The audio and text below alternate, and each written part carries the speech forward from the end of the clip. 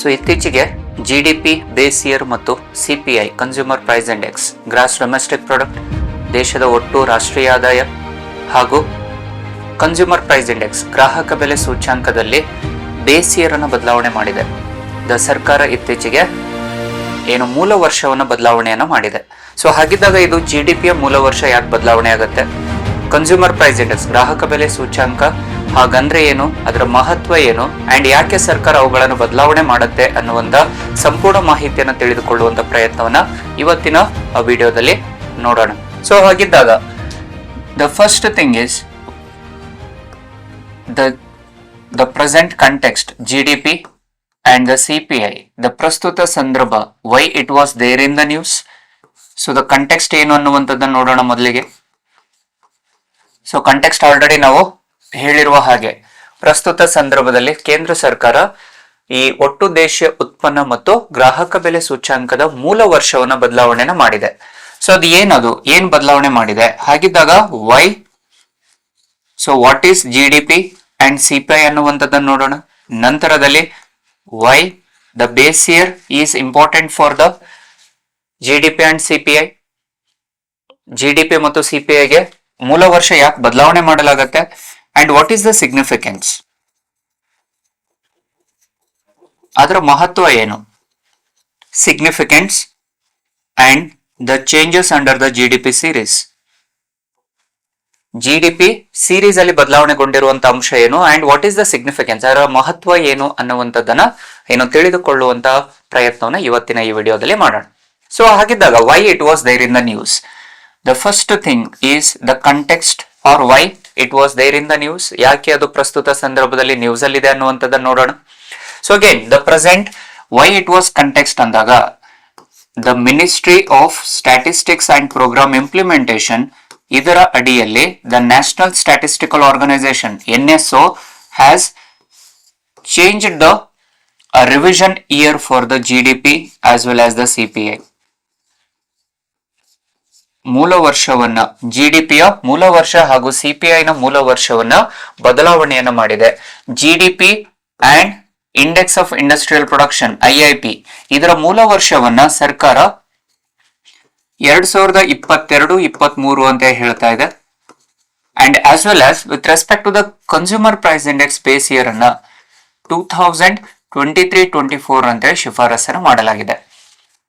And this was recommended by ಯಾವುದು ಅನ್ನುವಂಥದ್ದನ್ನು ಕೇಳ್ತಿರ್ತಾರೆ and which is again very important part of your competitive exam. The 26 member committee 26 ಜನ ಸದಸ್ಯರ ಸಮಿತಿ ರಚನೆಯಾಗಿದ್ದು, ಈ 26 ಜನ ಸದಸ್ಯರ ಸಮಿತಿಯ ಅಧ್ಯಕ್ಷರು ಯಾರಾಗಿದ್ರು ಅಂತಂದ್ರೆ it was chaired by the chairman of this revision year. Recommendation of the revision year was Biswanath Goldar. Biswanath Goldar committee,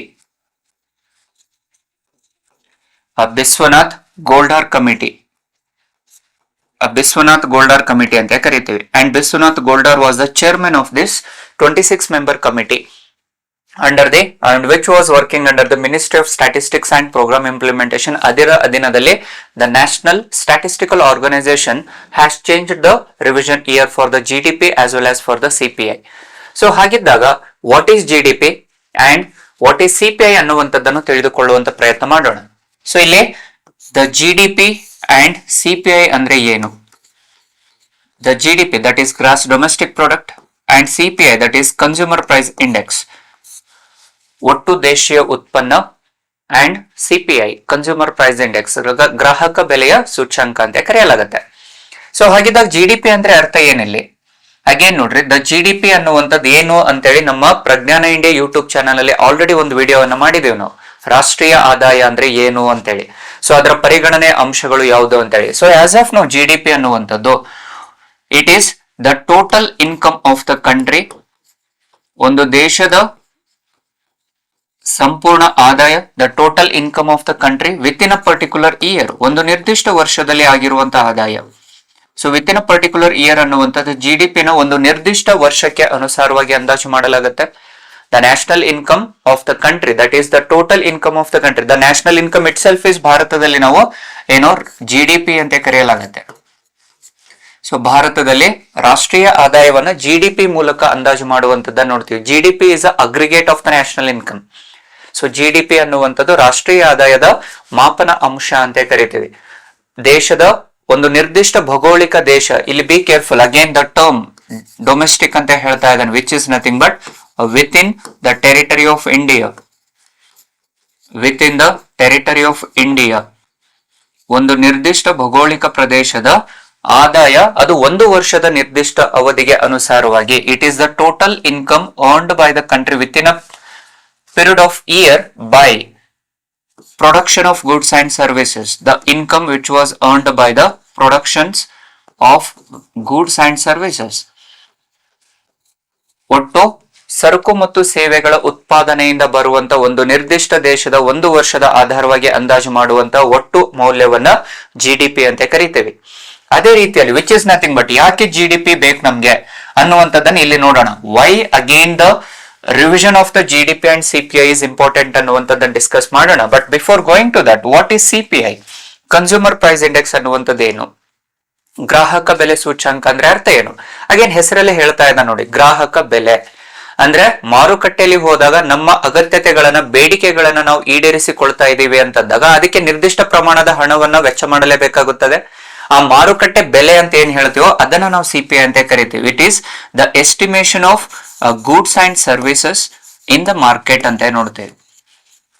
ವಿವಿಧ ಸರಕು ಮತ್ತು ಸೇವೆಗಳ ಬೆಲೆಗಳು. ಸೊ ಮಾರುಕಟ್ಟೆಯಲ್ಲಿ ಸರಕು ಮತ್ತು ಸೇವೆಗಳ ಬೆಲೆಗಳನ್ನ, the goods and services, especially the price of goods and services at the market, the prices at the market ಅಂತ ನೋಡ್ತೀವಿ. ಮಾರುಕಟ್ಟೆಯಲ್ಲಿ ಲಭ್ಯವಿರುವ ಸರಕು ಮತ್ತು ಸೇವೆಗಳ ಬೆಲೆಗಳನ್ನ ಇಲ್ಲಿ ನಾವು ಕನ್ಸ್ಯೂಮರ್ ಪ್ರೈಸ್ ಇಂಡೆಕ್ಸ್ ಅಂತ ಕರಿತೀವಿ. ಅಂದ್ರೆ ಜನಸಾಮಾನ್ಯರು ತಮ್ಮ ಬಯಕೆಗಳನ್ನ, ಬೇಡಿಕೆಗಳನ್ನ ಈಡೇರಿಸಿಕೊಳ್ಳುವ ಪ್ರಯತ್ನದಲ್ಲಿ ಕೆಲವು ಅಂಶಗಳನ್ನ, ಕೆಲವು ಸರಕುಗಳನ್ನ ಮಾರುಕಟ್ಟೆಯಿಂದ ಪಡೆದುಕೊಳ್ತಾರೆ. ಆ ಪಡೆದುಕೊಳ್ಳುವಂತ ಸಂದರ್ಭದಲ್ಲಿ ಅಥವಾ ಮಾರುಕಟ್ಟೆಯಿಂದ ಸರಕುಗಳನ್ನ ಕೊಂಡುಕೊಳ್ಳುವಂತ ಸಂದರ್ಭದಲ್ಲಿ ಅದಕ್ಕೆ ಇರುವಂತ ವೆಚ್ಚಗಳು ಏನಿದಾವಲ್ವಾ ಅದನ್ನೇ ನಾವು ಕನ್ಸ್ಯೂಮರ್ ಪ್ರೈಸ್ ಇಂಡೆಕ್ಸ್ ಅಂತ ಕರಿತೀವಿ. Which estimates the price of the goods and services at the market ಅಂತ ನೋಡ್ತೀವಿ. ಅಂಡ್ ಇದನ್ನೇ ನಾವು ಚಿಲ್ಲರೆ ವ್ಯಾಪಾರ ಅಂತಾನು ಕರಿತೀವಿ. Which is also known as retailer price ಅಂತ ಕರಿತೀವಿ. It is the price of the commodities at the retailer price, which is itself is nothing but market price ಅಂತ ಕರಿತೀವಿ. ಚಿಲ್ಲರೆ ವ್ಯಾಪಾರದ ಅಂಶ ಅಂತ ಕರೆಯಲಾಗುತ್ತೆ. ಸೊ ರಿಟೇಲರ್ ಅನ್ನುವಂಥದ್ದೇನು, ಮಾರುಕಟ್ಟೆಯಲ್ಲಿ ಇರುವಂತ ಜನಸಾಮಾನ್ಯರು ಅಥವಾ ಉದ್ದಿಮೆದಾರರು ಏನ್ ಮಾಡ್ತಾರೆ, ತಮ್ಮಲ್ಲಿರುವಂತ ಸರಕುಗಳನ್ನ ಮಾರಾಟ ಮಾಡುವಂತ ಸಂದರ್ಭದಲ್ಲಿ ತಗಲುವ ಬೆಲೆ ಅಥವಾ ವೆಚ್ಚಗಳು ಏನಿದಾವ ಅದನ್ನ ಇಲ್ಲಿ ನಾವು ಚಿಲ್ಲರೆ ವ್ಯಾಪಾರ ಅಂತ ಕರಿತೀವಿ. ಕ್ಲಿಯರ್ ಇದೆನಾ? I hope it was clear with the aspirants. So ಇದರ ಬಗ್ಗೆ ಸರ್ವೇ ಸಾಮಾನ್ಯವಾಗಿ ಕ್ವಶನ್ಸ್ ಅನ್ನ ಕೇಳ್ತಿರ್ತಾನೆ. ಅದಕ್ಕೆ ಹೆಸರಲ್ಲೇ ಹೇಳ್ತಾ ಇದ್ದ ನೋಡ್ರಿ, it is a consumer price. ಗ್ರಾಹಕರು ಮಾರುಕಟ್ಟೆಗೆ ಹೋದಾಗ ಒಂದು ನಿರ್ದಿಷ್ಟ ವಸ್ತುವನ್ನು ಪಡೆದುಕೊಳ್ಳುವಂತ ಸಂದರ್ಭದಲ್ಲಿ ಅದಕ್ಕೆ ಏನು ವೆಚ್ಚವನ್ನು ಮಾಡ್ತಾ ಇದ್ದಾರೋ ಆ ವೆಚ್ಚ ಮಾಡುವಂತ ಹಣವನ್ನ ಕನ್ಸ್ಯೂಮರ್ ಪ್ರೈಸ್ ಇಂಡೆಕ್ಸ್ ಅಂತ ಕರಿತೀವಿ. ಸೊ ಹಾಗಿದ್ದಾಗ why GDP and CPI are important for the national income ಅಥವಾ ಫಾರ್ ದ ನೇಷನ್? ಯಾಕೆ why the GDP and CPI was important ಅಂದ್ರೆ, ಸೊ ಅಗೇನ್ ನೋಡ್ರಿ, the GDP why it is important and the consumer price index is why important and why we need to change the year or the reference year ಅನ್ನ ಯಾಕೆ ತಗೋಬೇಕು? So again ನೋಡ್ರಿ, GDP is estimated. ಯಾಕೆ GDP ಅಲ್ಲಿ ಬದಲಾವಣೆಯನ್ನ ತಗೊಂಡ್ಬರ್ಬೇಕು ನಾವು? ಮೂಲ ವರ್ಷವನ್ನ ಯಾಕೆ ಬದಲಾಯಿಸಬೇಕು ಅಂತಂದ್ರೆ, it is to have the reference year for the growth rate. ಒಂದು ನಿರ್ದಿಷ್ಟ ವರ್ಷವನ್ನ ಆಧಾರವಾಗಿ ಇಟ್ಟುಕೊಂಡಾಗ ಮಾತ್ರ ಏನಾಗುತ್ತೆ, it will be helpful for the estimation of the growth rate. ಬೆಳವಣಿಗೆ ದರವನ್ನ ಅಂದಾಜು ಮಾಡುವುದಕ್ಕೋಸ್ಕರವಾಗಿ GDP ಅನ್ನ ಅಂದಾಜು ಮಾಡುವಂಥದ್ದು ಅಥವಾ GDP ಯ ಮೂಲ ವರ್ಷವನ್ನ ನಾವು ಅಂದಾಜು ಮಾಡುವಂಥದ್ದು ಬಹಳ ಮುಖ್ಯವಾಗುತ್ತೆ. ಅದೇ ರೀತಿಯಲ್ಲಿ ವೈ CPI ಇಸ್ ಇಂಪಾರ್ಟೆಂಟ್ ಅಂತ ಬಂದಾಗ, why we need to have the reference year for the CPI ಅಂತಂದ್ರೆ, it is to focus on the inflation, it is to estimate the inflation rate. ಮಾರುಕಟ್ಟೆಯಲ್ಲಿ ಹಣದುಬ್ಬರ ದರ ಎಷ್ಟಿದೆ ಅನ್ನುವಂಥದ್ದನ್ನ ಅಂದಾಜು ಮಾಡಲಿಕ್ಕೆ ಇಲ್ಲಿ ಜಾರಿಗೆ ತರಲಾಗುತ್ತೆ. So which is nothing but changes in the prices. So CPI always indicates the changes in the price, the changes in the prices of the commodities, the changes in the prices from the household perspective ಅಂತ ಕರೆಯಲಾಗುತ್ತೆ. ಯಾಕಂದ್ರೆ ನಾವು consume ಮಾಡ್ತಿರುವಂತದ್ದು ಮನೆಯ ನಿರ್ವಹಣೆಗೆ. It is always from the house hold perspective ಅಂತ ಕರೆಯಲಾಗುತ್ತೆ. So ಕೌಟುಂಬಿಕ ನಿರ್ವಹಣೆ ಅಥವಾ ಮನೆಯ ನಿರ್ವಹಣೆಗಳಿಗೆ ಏನೆಲ್ಲ ವಸ್ತುಗಳನ್ನು ಪಡೆದುಕೊಳ್ತಾ ಇದೆಯೋ ಅದರ ಬದಲಾವಣೆಯನ್ನು ತಿಳಿದುಕೊಳ್ಳುವಂತದ್ದಕ್ಕೆ ಸಿಪಿಐ ರೆಫರೆನ್ಸ್ ಇಯರ್ ಬೇಕೇ ಬೇಕು. ಅದೇ ರೀತಿಯಲ್ಲಿ ಜಿಡಿಪಿ ರೆಫರೆನ್ಸ್ ಇಯರ್ ಯಾಕೆ ಬೇಕು ನಮ್ಗೆ ಅಂದ್ರೆ for the estimation of the growth rate, that is changes in the economy. ಆರ್ಥಿಕತೆಯಲ್ಲಿ ಯಾವ ರೀತಿಯಾದ ಬದಲಾವಣೆಗಳಾಗ್ತಾ ಇದೆ ಅನ್ನುವಂಥದ್ದನ್ನ ಅಂದಾಜು ಮಾಡುವಂಥದ್ದು ಜಿಡಿಪಿಯ ರೆಫರೆನ್ಸ್ ಪೀರಿಯಡ್ ನಮ್ಗೆ ಬೇಕೇ ಬೇಕು. ಜಿಡಿಪಿಯ ಮೂಲ ವರ್ಷವನ್ನ ಆಧಾರವಾಗಿ ತೆಗೆದುಕೊಳ್ಳಲೇಬೇಕಾಗತ್ತೆ. ಅಂಡ್ ಇದಕ್ಕನುಸಾರವಾಗಿನೇ ನಾವೇನ್ ಮಾಡ್ತೀವಿ, on the basis of these factors will find out the GDP deflator which is nothing but it is to estimate the real growth rate of the country. So ಭಾರತದ ಬೆಳವಣಿಗೆ ದರವನ್ನು ಅಂದಾಜು ಅದಕ್ಕೋಸ್ಕರವಾಗಿ ರೆಫರೆನ್ಸ್ ಪೀರಿಯಡ್ ಬೇಕೇ ಬೇಕು to estimate the growth rate of the nation. ದೇಶದ ಬೆಳವಣಿಗೆ ದರ ಅಥವಾ ಆರ್ಥಿಕತೆಯ ಬೆಳವಣಿಗೆ ದರವನ್ನು ಅಂದಾಜು ಮಾಡುವಂತದ್ದೇನೆ ಜಿಡಿಪಿ ಡಿಫ್ಲೇಟರ್ ಅಂತ ಕರಿತೀವಿ, which is estimated on the basis of a nominal GDP. So ಪ್ರಸ್ತುತ ಸಂದರ್ಭದಲ್ಲಿ ಅಂದಾಜು ಮಾಡುವಂತದ್ದು ನಾಮರೂಪ ಅಂತ ಕರಿತೀವಿ, ಡಿವೈಡೆಡ್ ಬೈ ರಿಯಲ್ ಜಿಡಿಪಿ. ಅಂದ್ರೆ ರೆಫರೆನ್ಸ್ ಇಯರ್ ಅಂತ ಏನ್ ನೋಡ್ತೀವಲ್ವಾ ನಾವು, ಮೂಲ ವರ್ಷದಲ್ಲಿರುವಂತಹ ಆದಾಯ. ಸೊ ಗ್ರೋತ್ ರೇಟ್ ಅಂತ ಹೇಳ್ತಾ ಇದ್ದಾನೆ, ಹಾಗಾಗಿ ಇಂಟು 100 ಅಂತ ನೋಡ್ತೀವಿ. ಸೊ ಹಾಗಿದ್ದಾಗ ರಿಯಲ್ ಅಂದ್ರೆ ಏನು, ನಾಮಿನಲ್ ಅಂದ್ರೆ ಏನು ಅನ್ನುವಂಥದ್ದು ಗೊತ್ತಾಗಬೇಕು ಸ್ನೇಹಿತರೆ. ದ ನೈಜ ಅಂದ್ರೆ ಏನು, ನಾಮರೂಪ ಅಂದ್ರೆ ಏನು. ಹಣಕಾಸಿನ ಮೂಲಕ ವ್ಯವಹರಿಸುವಂತದ್ದನ್ನ ನಾಮರೂಪ ಅಂತ ಕರಿತೀವಿ. ನೆಕ್ಸ್ಟ್ ವಸ್ತುಗಳ ಉತ್ಪಾದನೆಯನ್ನ ಅನುಸಾರವಾಗಿ ಅಂದಾಜು ಮಾಡುವಂತದ್ದನ್ನ ನೈಜ ಅಂತ ಕರಿತೀವಿ. The real is nothing but the estimation of the income on the basis of production units. So real is always focusing on the production units,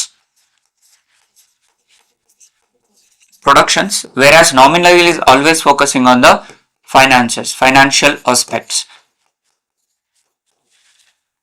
or which is also related to the factor of money ante ಕರೀತೀವಿ, the estimation of the income with respect to the money. ಅದೇ ರೀತಿಯಲ್ಲಿ nominal ಅನ್ನುವಂಥದ್ದು ಏನಾಗುತ್ತೆ, ಇವಾಗ current year ಗೆ ಅನುಸಾರವಾಗಿ ಅಂದಾಜು ಮಾಡುವಂಥದ್ದು, ಪ್ರಸ್ತುತ ವರ್ಷಕ್ಕೆ ಅನುಸಾರವಾಗಿ ಅಂದಾಜು ಮಾಡುವಂಥದ್ದು ನಾಮರೂಪ ಅಂತ ಕರೆದ್ರೆ, ರಿಯಲ್ ಅನ್ನುವಂಥದ್ದು ಏನಾಗುತ್ತೆ ಆ ಬೇಸ್ ಇಯರ್ ಗೆ ಅನುಸಾರವಾಗಿ ಹೇಳುವಂಥದ್ದು. ಸೊ ಮೂಲ ವರ್ಷದ ಅನುಸಾರವಾಗಿ ಅಂದಾಜು ಮಾಡುವಂತದ್ದನ್ನ ರಿಯಲ್ ಅಂತ ಕರಿತೀವಿ. So nominal year divided by real year into 100 ಅಂತ ಮಾಡಿದಾಗ ವಿಲ್ ಗೆಟ್ ಟು ನೋಡ್ the growth rate of the country. ಈಗ ಎಕನಾಮಿಕ್ ಸರ್ವೆ ಬಜೆಟ್ ಅಲ್ಲಿ ಇದನ್ನೇ ಪ್ರಸ್ತಾಪ ಮಾಡ್ತಿರುವಂತದ್ದು. Around 6.8 to almost 7.2% of the growth rate ಅಂತ ಏನ್ ಹೇಳ್ತಾ ಇದೇನೋ, especially the 6.8 to 7.2% growth rate of the economy ಅಂತ ಏನ್ ಹೇಳ್ತಾ ಇದ್ದೇವೆ, ಇಟ್ ಈಸ್ ಥ್ರೂ ದ ಯಾವುದು ಜಿಡಿಪಿ ಡಿಫ್ಲೇಟರ್ ಅಂತಾನೆ ಕರೆಯಲಾಗುತ್ತೆ. ಸೊ ಇವುಗಳಿಗೆ ಅನುಸಾರವಾಗಿ ನಮ್ಗೆ ಒಂದು ರೆಫರೆನ್ಸ್ ಇಯರ್ ಬೇಕಾಗುತ್ತೆ. ಸೊ ಹಾಗಾಗಿ ಜಿಡಿಪಿಗೆ reference year is very important. So as of ನಾವು 2011 ಇದ್ದಿದ್ದನ್ನ, ಸೊ ಜಿಡಿಪಿಯಲ್ಲಿ ಆಸ್ ಆಫ್ ನಾವು ಎಷ್ಟಿತ್ತು ನಮ್ಗೆ 2011 ಇರುವಂತದ್ದನ್ನ ಈಗ it was change from 2011 to 2022-23. And consumer price index ಅಲ್ಲಿ it was having 2012 as a base year. So 2012 ಇಂದ now it was 2023-24 was a base year for the consumer price index according to the National Statistical Organization which was chaired by the Golder ಅಂತ ನೋಡ್ತೀವಿ. Clear ಇದೆನಾ? I hope this was clear. Bishwanath Goldar ಸಮಿತಿಗೆ ಅನುಸಾರವಾಗಿ. So ಹಾಗಿದ್ದಾಗ consumer price index ಏನು? So ದಿನನಿತ್ಯ ವಹಿವಾಟುಗಳು. So always there should be a controlled inflation ಅಲ್ವಾ. ಪ್ರಸ್ತುತ ಸಂದರ್ಭದಲ್ಲಿ ಭಾರತ ದೇಶ ಅಂಶವನ್ನ ಹೇಳಿದೆ, India is having the controlled inflation. ಅಂದ್ರೆ always a particular country need to have the controlled inflation, then only the economic growth rate will be stabilised.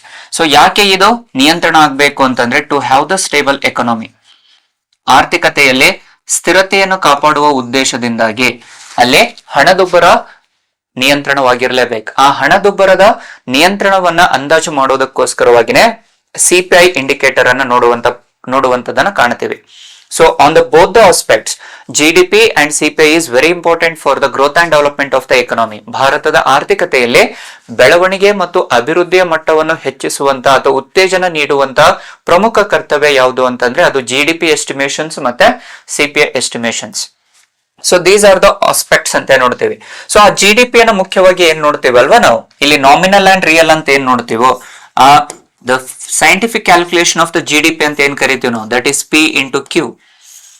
GDP ಅನ್ನುವಂಥದ್ದು P which stands for the price of the commodity ಅಂತ ಕರಿತೀವಿ, and Q which stands for the quantity of the goods ಅಂತ ಕರೆಯಲಾಗತ್ತೆ. ವಸ್ತುವಿನ ಪ್ರಮಾಣ Q, ವಸ್ತುವಿನ ಬೆಲೆ P. ಒಂದು ವೇಳೆ ಬೆಲೆಗಳ ಹೆಚ್ಚಳದಿಂದಾಗಿ ಆದಾಯಗಳು ಹೆಚ್ಚಳವಾಗ್ತಾ ಇತ್ತು ಅಂದ್ರೆ ಅದನ್ನ ನಾಮಿನಲ್ ಅಂತ ಕರಿತೀವಿ. ಅದಕ್ಕೆ ನಾವಿಲ್ಲಿ ಹೇಳಿರುವಂತದ್ದು it is by the financial aspect ಅಂತ. ದ ನಾಮಿನಲ್ ನ್ಯಾಷನಲ್ ಇನ್ಕಮ್ ಅನ್ನುವಂಥದ್ದು which is nothing but if the national income was increasing at the factor of change in the prices, ಬೆಲೆಗಳ ಹೆಚ್ಚಳದಿಂದ ರಾಷ್ಟ್ರೀಯ ಆದಾಯ ಹೆಚ್ಚಳವಾಗುವಂತ. If it was changes the national income was increased by the factor of production units ಅಂತ ಬಂದ್ರೆ that is real. Hope ಇದು clear ಆಗ್ತಾ ಇದೆ ಅಂತ ಅನ್ಕೊಳ್ತೇನೆ ಸ್ನೇಹಿತರೆ. ಸೊ ವಸ್ತುವಿನ ಬೇಡಿಕೆಗಳ ಹೆಚ್ಚಳದಿಂದ ಅಥವಾ ವಸ್ತುವಿನ ಉತ್ಪಾದನೆಯ ಹೆಚ್ಚಳದಿಂದ ರಾಷ್ಟ್ರೀಯ ಆದಾಯ ಹೆಚ್ಚಾಗುತ್ತಿದ್ರೆ ನೈಜ, ಬೆಲೆಗಳ ಹೆಚ್ಚಳದಿಂದ ರಾಷ್ಟ್ರೀಯ ಆದಾಯ ಹೆಚ್ಚಾಗುತ್ತಿದ್ರೆ ಅದು ನಾಮರೂಪ ಅಂತ ಕರಿತೀವಿ. ಸೊ ಇದಕ್ಕನುಸಾರವಾಗಿನೇ ಏನೋ the stable year will be chosen ಅಂತ ನೋಡ್ತೀವಿ. ಯಾವುದೇ ಒಂದು ನಿರ್ದಿಷ್ಟ ವರ್ಷವನ್ನ ಮೂಲ ಆಧಾರ ವರ್ಷ, ಮೂಲ ವರ್ಷ ಅಂತ ಏನಾದ್ರು ಕನ್ಸಿಡರ್ ಮಾಡಬೇಕಾದ್ರೆ, ಪರಿಗಣನೆಗೆ ತೆಗೆದುಕೊಳ್ಳಬೇಕಾದ್ರೆ ಆ ವರ್ಷ ಯಾವಾಗ್ಲೂ ಏನಾಗುತ್ತೆ, it has to be stable year ಅಂತ ನೋಡ್ತೀವಿ.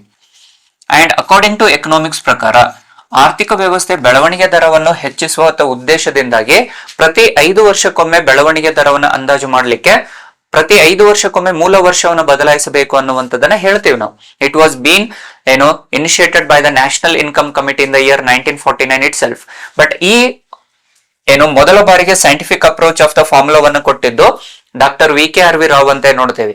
ಆದ್ರೆ 1949 ಅಲ್ಲಿ ನ್ಯಾಷನಲ್ ಇನ್ಕಮ್ ಕಮಿಟಿ, ರಾಷ್ಟ್ರೀಯ ಆದಾಯ ಸಮಿತಿಯು ಪ್ರತಿ 5 ವರ್ಷಕ್ಕೊಮ್ಮೆ ಮೂಲ ವರ್ಷವನ್ನು ಬದಲಾಯಿಸಿದಾಗ ಮಾತ್ರ ನೈಜ ಆರ್ಥಿಕತೆ ಬೆಳವಣಿಗೆ ಅರ್ಥ ಮಾಡಿಕೊಳ್ಳಲಿಕ್ಕೆ ಸಾಧ್ಯ ಇರುತ್ತೆ ಅಂತ ಹೇಳ್ತಾರೆ. ಆದರೆ 2011 ನಂತರದಲ್ಲಿ 5 ವರ್ಷ ಅಂತ ಬಂದಾಗ ಇಟ್ ವಾಸ್ 2016-17 ಆಗ್ಬೇಕಾಗಿತ್ತು ಅಥವಾ 17-18 ಅಂತ ನೋಡ್ತೇವೆ. ಆದ್ರೆ ಆ ಸಂದರ್ಭದಲ್ಲಿ GST ಡಿಮಾನಿಟೈಸೇಷನ್ ಆದ ಕಾರಣದಿಂದ ಎಕನಾಮಿ ಫ್ಲೆಕ್ಸಿಬಲ್ ಇರಲಿಲ್ಲ. ಇಟ್ ವಾಸ್ ರಿಜಿಡ್ ಆಗಿತ್ತು, ಬಹಳ ಕಠಿಣವಾಗಿರುವಂತಹ ಆರ್ಥಿಕತೆ ಇತ್ತು. ಅದೇ ರೀತಿಯಲ್ಲಿ 18, 19, 20, 21 ಅಂತ ಬಂದಾಗ ಡ್ಯೂ ಟು ದ ಕೋವಿಡ್ ಅಂತ ನೋಡ್ತೇವೆ. ಸೊ 2016 to 2019 ವರೆಗೆ GST ಡಿಮಾನಿಟೈಸೇಷನ್ ಕಾರ್ಯರೂಪಕ್ಕೆ ಬಂದ ಕಾರಣದಿಂದ ಆರ್ಥಿಕತೆ ಸ್ವಲ್ಪ ಕಠಿಣವಾಗಿತ್ತು. ನೆಕ್ಸ್ಟ್ 2020-21 ಅಂತ ಏನಾದ್ರು ಜಾರಿಗೆ ತರುವಂತ ಸಂದರ್ಭದಲ್ಲಿ ಏನಾಗುತ್ತೆ, ಕರೋನಾ ಜಾರಿಗೆ ಬರುತ್ತೆ. ಇಡೀ ವಿಶ್ವದಾದ್ಯಂತ ಕರೋನಾ ಬರುವ ಕಾರಣದಿಂದ ಸರಿಸುಮಾರು 3 ವರ್ಷಗಳವರೆಗೆ 2020, 21, 22 ಕರೋನಾ ಇರುತ್ತೆ. ಹಾಗಾಗಿನೇ ಸ್ಟೇಬಲ್ ಎಕಾನಮಿಯನ್ನ ನಾವು ನೋಡ್ಲಿಕ್ಕೆ ಸಾಧ್ಯ ಇಲ್ಲ ಆ ವರ್ಷಗಳಲ್ಲಿ. ಸೊ ಸ್ಟೇಬಲ್ ಎಕಾನಮಿಯನ್ನ ನಾವು ನೋಡಿದ್ದು ಯಾವಾಗ ಅಂದ್ರೆ 2022-23ರಲ್ಲಿ. ಹಾಗಾಗಿ 2022-23ರನ್ನ GDPಯ ಮೂಲ ವರ್ಷ, ಆಧಾರ ವರ್ಷ ಅಂತ ಹೇಳಲಾಗ್ತಾ ಇದೆ. ಅಂಡ್ 2023-24ನ ಇವಾಗ CPI ನ ಮೂಲ ವರ್ಷ ಅಂತ ಹೇಳಿ ಹೇಳ್ತಾ ಇದೆ.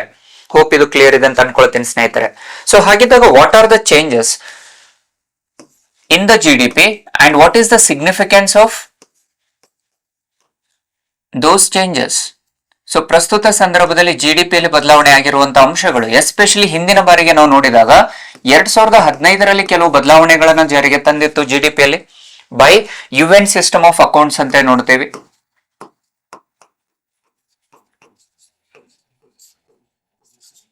ಜಾಗತಿಕ ಆರ್ಥಿಕತೆಗೆ ಅನುಸಾರವಾಗಿ ಭಾರತ ದೇಶ ತನ್ನ GDPಯಲ್ಲಿ ಬದಲಾವಣೆಯನ್ನ ಮಾಡಿದ್ದು 2015ರಲ್ಲಿ. ಏನದು? ಸೊ ತನ್ನ ಮೊದಲ ಬಾರಿಗೆ ಬದಲಾವಣೆಯನ್ನು ಜಾರಿಗೆ ತಂದಾಗ ಆಗಿನ ಸಂದರ್ಭದಲ್ಲಿ ಬೇಸ್ ಇಯರ್ ಅನ್ನ ಚೇಂಜ್ ಮಾಡಿರುತ್ತೆ ಫ್ರಮ್ 2004-5 ಇಂದ 2011-12ಗೆ. ಬಟ್ ಈಗ as of now the base year was again ಏನಾಗ್ತಾ ಇದೆ, ಇಟ್ ವಾಸ್ 2022-23 ಅಂತ ನೋಡ್ತಾ ಇದ್ವಿ. But be careful as friends, ಇಲ್ಲಿ ಬದಲಾವಣೆಗೊಂಡಿದ್ದು 2015ರಲ್ಲಿ. ಹಾಗಿದ್ದಾಗ ಇದನ್ನ ಯಾಕೆ ಚರ್ಚೆ ಮಾಡ್ತಾ ಇದೀವಿ ಅಂದ್ರೆ ಈಗ ಬದಲಾವಣೆಗೊಂಡು 10 ವರ್ಷ ಆಗಿದೆ, 2025-26 ಅಂತ ಹೇಳಿ ನೋಡ್ತಾ ಇದೀವಿ.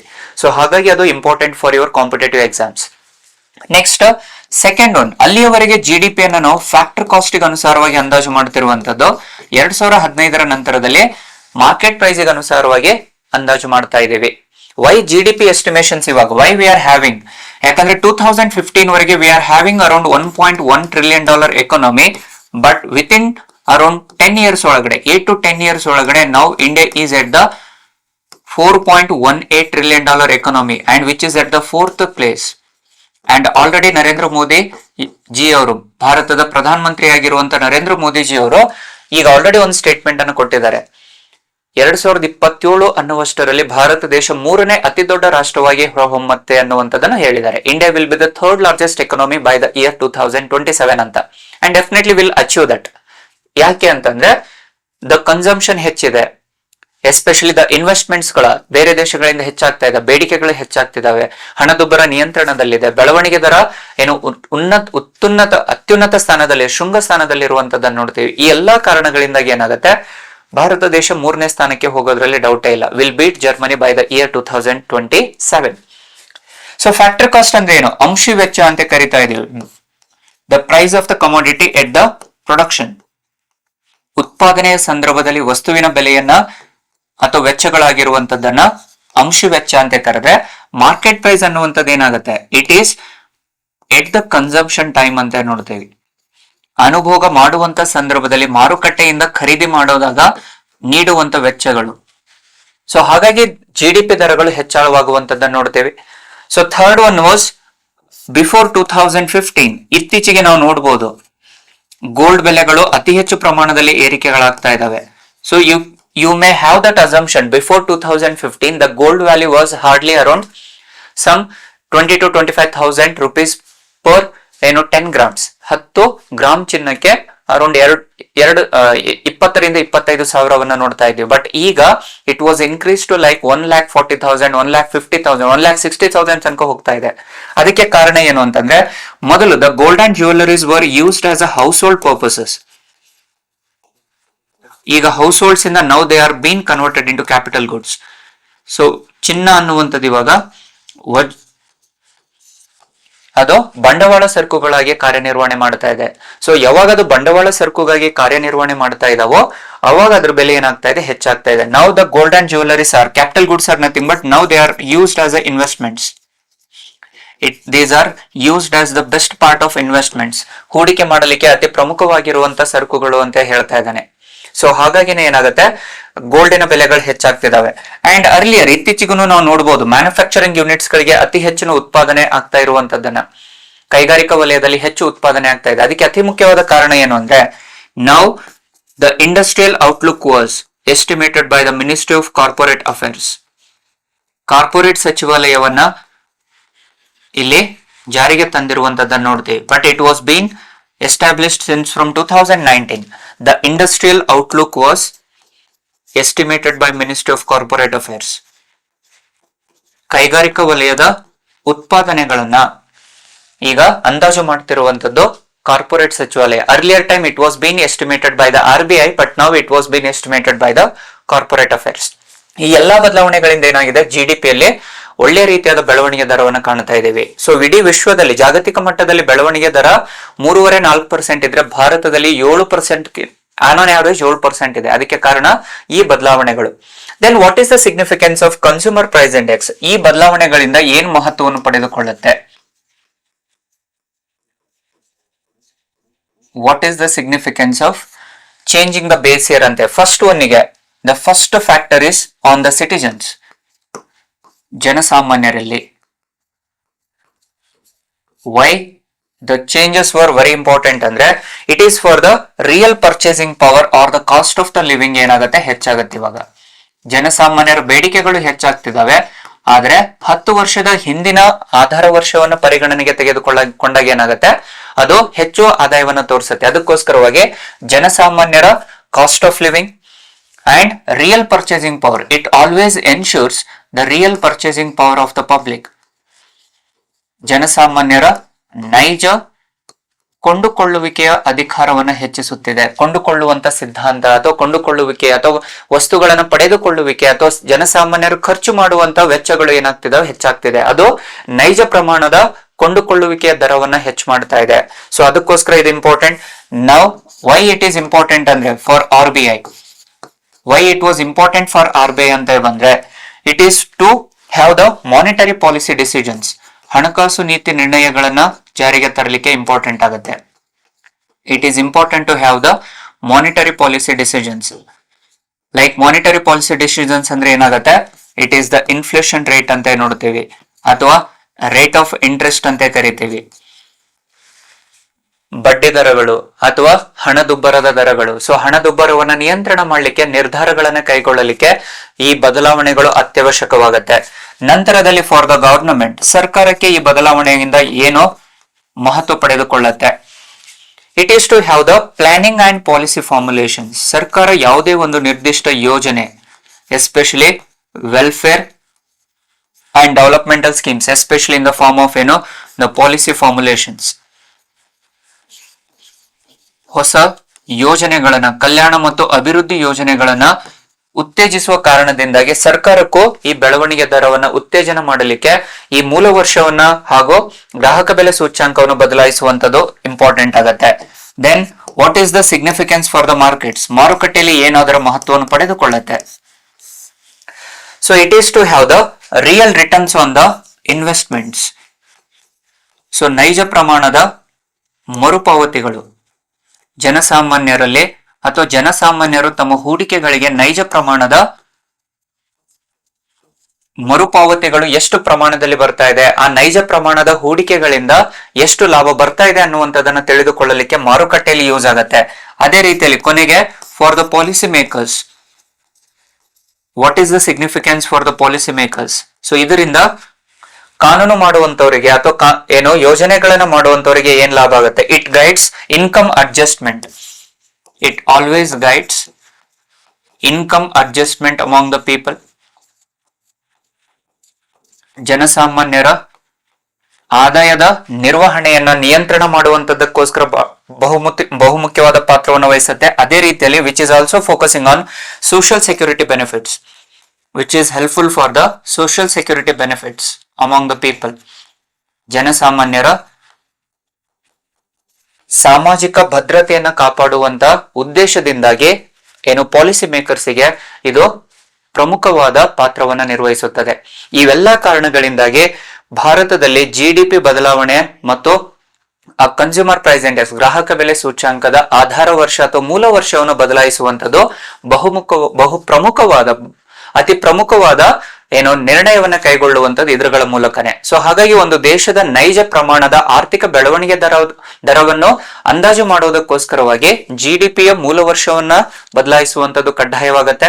ಅಂದ್ರೆ ನೈಜ ಪ್ರಮಾಣದ ಆದಾಯವನ್ನ, ಬೆಳವಣಿಗೆ ದರವನ್ನ ಅಂದಾಜು ಮಾಡುವುದಕ್ಕೋಸ್ಕರವಾಗಿ GDPಯಲ್ಲಿ ಮೂಲ ವರ್ಷ ಬದಲಾಯಿಸುವಂತದ್ದು ಇಂಪಾರ್ಟೆಂಟ್ ಆಗುತ್ತೆ. ಅದೇ ರೀತಿಯಲ್ಲಿ ಭಾರತ ದೇಶದಲ್ಲಿ ಹಣದುಬ್ಬರ ಮತ್ತು ಎಸ್ಪೆಷಲಿ ಹಣದುಬ್ಬರ ಮತ್ತು ರೇಟ್ ಆಫ್ ಇಂಟ್ರೆಸ್ಟ್, ಬಾಂಡುಗಳ ಮೇಲಿನ ಬಡ್ಡಿ ದರಗಳನ್ನ ಅಂದಾಜು ಮಾಡೋದಕ್ಕೋಸ್ಕರವಾಗಿ ನೈಜ ಪ್ರಮಾಣದ ಹೂಡಿಕೆದಾರರಿಗೆ ನೈಜ ಪ್ರಮಾಣದ ಉತ್ತೇಜನ, ಲಾಭಾಂಶಗಳನ್ನ ಹೆಚ್ಚಿಸುವಂತ ಉದ್ದೇಶಕ್ಕಾಗಿ ಗ್ರಾಹಕ ಬೆಲೆ ಸೂಚ್ಯಾಂಕದ ಮೂಲ ವರ್ಷವನ್ನ ಅಂದಾಜು ಮಾಡುವಂತದ್ದು ಪ್ರಮುಖವಾಗಿರುತ್ತೆ ಸ್ನೇಹಿತರೆ.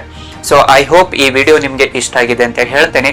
ಸೊ ಇಷ್ಟ ಆಗಿದ್ದಲ್ಲಿ ಶೇರ್ ಮಾಡಿ, ಲೈಕ್ ಮಾಡಿ, ಹಾಗೂ ನಿಮ್ಮ ಫ್ರೆಂಡ್ ಸರ್ಕಲ್ ಅಲ್ಲಿ ಯಾರಿರ್ತಾರೋ ಅವರಿಗೆ ಶೇರ್ ಮಾಡೋದರ ಮೂಲಕ ಅವರಿಗೂ ನಮ್ಮ ಪ್ಲಾಟ್ಫಾರ್ಮ್ಗೆ ಸಬ್ಸ್ಕ್ರೈಬ್ ಮಾಡಿ ಅಂತ ಹೇಳ್ತಾ ಇವತ್ತಿನ ಈ ವಿಡಿಯೋವನ್ನು ಮುಗಿಸ್ತಾ ಇದ್ದೀನಿ ಸ್ನೇಹಿತರೆ. ಧನ್ಯವಾದಗಳು.